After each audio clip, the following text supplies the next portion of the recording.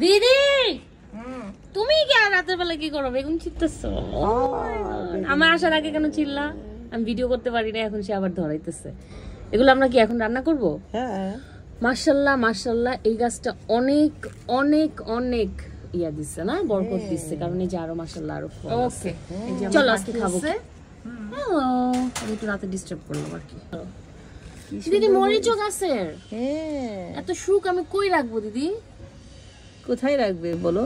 মাশাআল্লাহ মাশাআল্লাহ, যারা এই ভিডিওটা দেখবেন মাশাআল্লাহ মরিচ, মাশাআল্লাহ। এই যে মরিচ, এই যে চিংড়ি আছে রেডি করা। তোমরা এরকম ধুয়ে ধুয়ে রেডি রাখো না ফ্রিজে সবকিছু?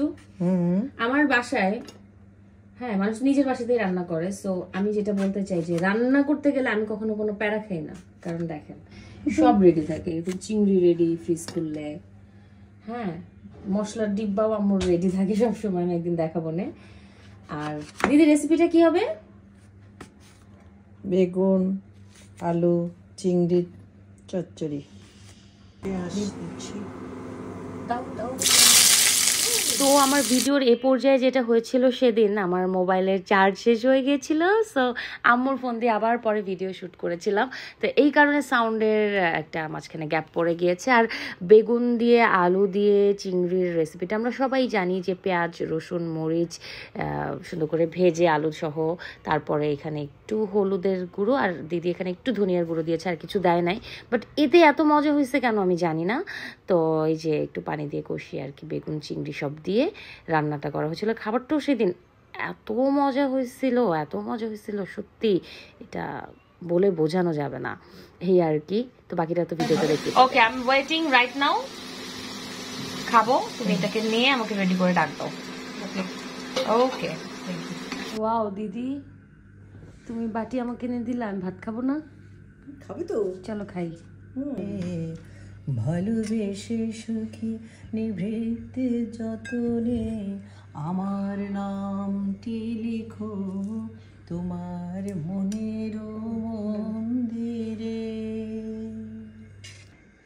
ফাইনালি আমার গাছের মানে বারান্দায় গাছ থেকে উৎপাদন করা বেগুনের তরকারি, সেটা খাচ্ছি। আর আমি মেকআপ করে ভিডিওতে আসবো এরকম না, ভিডিওটা আমি মেকআপ তুলি নাই, কারণ অফিস থেকে আসছি, এসেই বাদবাকি যা ঘটনা একদম র আনকাট ভিডিওতে আপনাদের দেখিয়েছি বা দেখিয়ে দিলাম। আর দিদি একটু হ্যালো বলো আমার ভিউয়ার্সদের। Hi, hello. দিদি এত সুন্দর গান করেন, দিদি গানের মানুষ।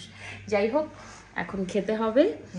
আর খাবার তো নিশ্চয়ই মজা হয়েছে। আচ্ছা আমি একটু অন ক্যামেরায় একটু টেস্ট করে দেখাই। গাছের বেগুন মানে কেমন হয়েছে, এটার চেয়ে বড় কথা হচ্ছে এই যে সবজিটা খাচ্ছি, এটা হচ্ছে আমার বারান্দায় গাছ লাগিয়ে সেটা উৎপাদন করে নেওয়া, এবং এই গাছ থেকে ফল ধরানোর একটা বড় অবদান দিদির। কারণ বাসাতে আমার খুব কম থাকা হয়, ঘুম থেকে উঠে অফিস, আর এই যে রাতে এইভাবে বাসায় ঢোকা।